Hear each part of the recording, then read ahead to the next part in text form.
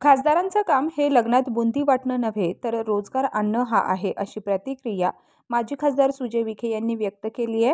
विद्यमान खासदार निलेश लंके यांनी एका लग्न सोहळ्यात बुंदी वाटली. त्यावर सुजय विखे काय म्हणाले पाहूयात.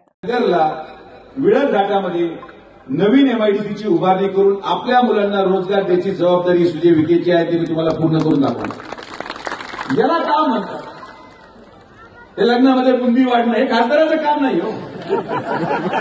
खासदाराचं काम केटरिंग वाले नाही, वाढतं नाही. लोकप्रतिनिधीचं काम काय?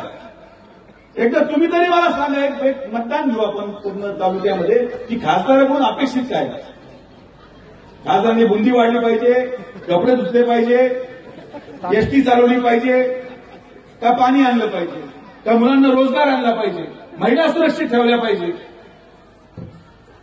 ही जबाबदारी तुमची आहे. माणसं ओळखायला शिका. मी दुर्दैवाने ऍक्टिंग करू शकलो नाही, माझा स्वभाव नाही, मी नाटक करतच नाही.